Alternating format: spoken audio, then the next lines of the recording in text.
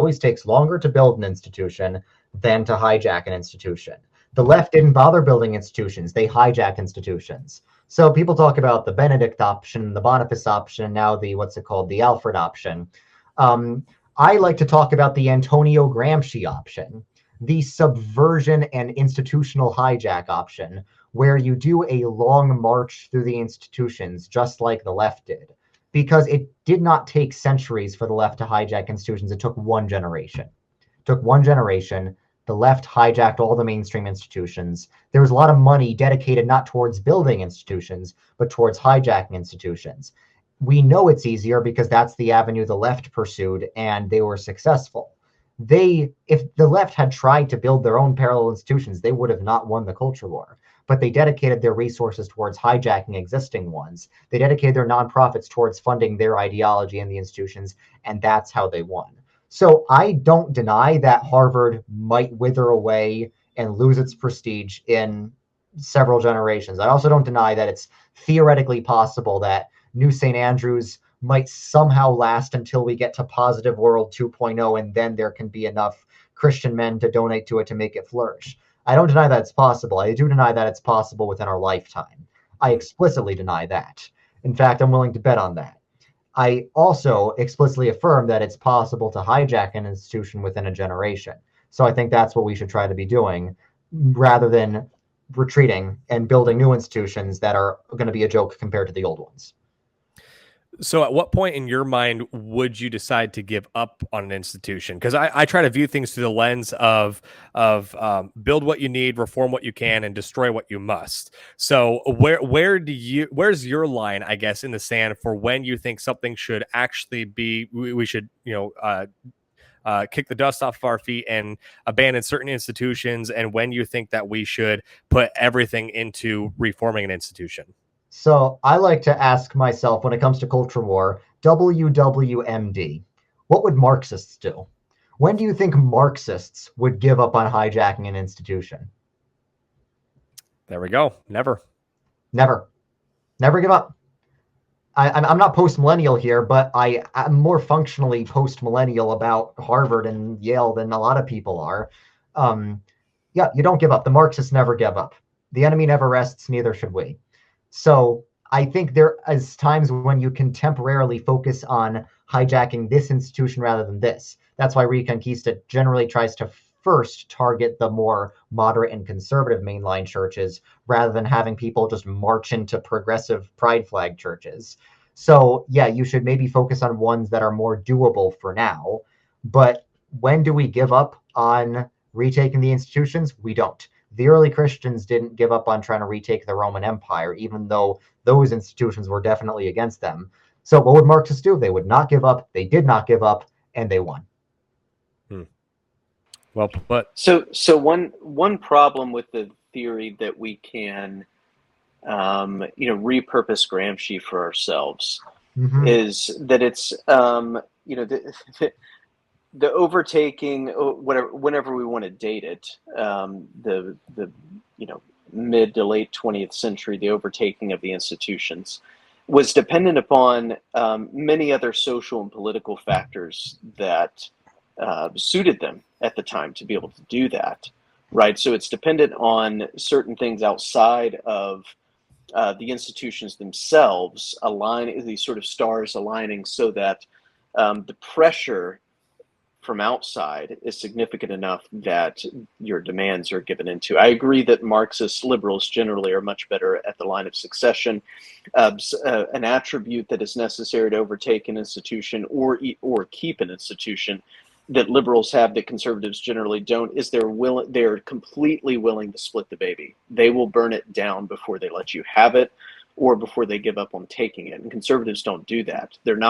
We are willing to abandon an institution because we love it, because we're the true mother, and allow our enemies to wear it as a skin suit before we burn it down. That's just the way it typically works. The left,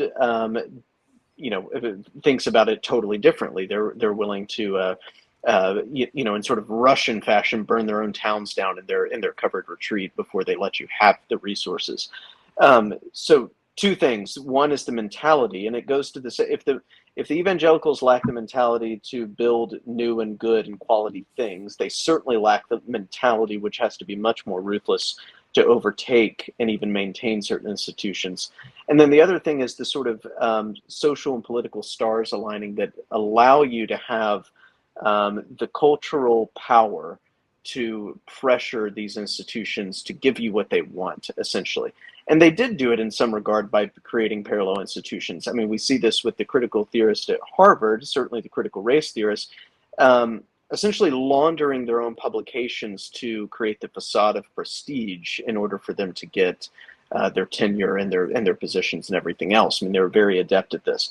So there's lots of things going on, and the sole real question is whether this is actually something that a strategy we can take for ourselves that will be equally effective. I think it's an assumption, a wrong assumption to say that, yes, this is how they did it, therefore we'll just do it back to them. I think the weapons, we can't use the master's tools to take the master's house, as they would say themselves. Right. I mean, I do think that it's not just a one-time thing. They did this to every institution in every Western country, sometimes independently of each other. You know, every mainline Protestant denomination, with a few exceptions, in every Western country has been hijacked. So to answer your first point, how do we persuade evangelicals to have a different mindset? I think that it's if you go with the Reconquista strategy or the retreatist rebuilding strategy, either way, you're going to have to convince the evangelicals to change their mindset. But I think the Reconquista strategy doesn't require them to have massive resources at their disposal at all. Now, you could say, like, yeah, there was also the political stars aligned. They were sort of laundering their own publications, but there's no reason we can't do that. What they're doing is sort of like what I'm describing with our fortress model in the Reconquista, where we build our own parallel institutions within the mainstream institutions. So it's sort of like parasitic, like we're the parasites, but in a good way. Where, yes, I'm fine with building parallel institutions as long as they are within the infrastructure of the main institutions. So the second the main institution, and to be clear, that is happening in certain places. At certain, we're fixated kind of on education, but it is happening in certain large state universities for sure. Parallel institutions that are parasitic. That's for sure. That's happening, and that's through. Somewhat through political action. Most of these centers that are then kind of morphing into colleges are dictated by red state legislatures, which is a nice sort of loophole to avail yourself of. But the general question, you're right, it happens at a bunch of institutions all at once, right, in the mid 20th century. And again, this is because of the political environment at the time. That's what enables you to be able to pressure institutions in a particular direction with hiring, with the development and allocation of certain resources, so on and so forth. So what we would be dependent on then is an analogous political happening that would benefit us in order to do that in the same way, at the same speed, if we're going to reverse engineer it. Okay, but I don't think the Marxist takeover of the Western institutions was funded by politics, because academic leftists have always been way to the left of political leftists. I don't think it was politics first and then culture. I think it was the institutions first and then politics. They were always way ahead of the left-wing politicians in terms of their leftism, and that continues to be true to this day. But there are a lot of rich Republicans that would happily fund a takeover of mainline institutions if there was such a takeover. And I think that would be a much more productive thing to fund than donating to useless Republican candidates who throw Christians under the bus every single year.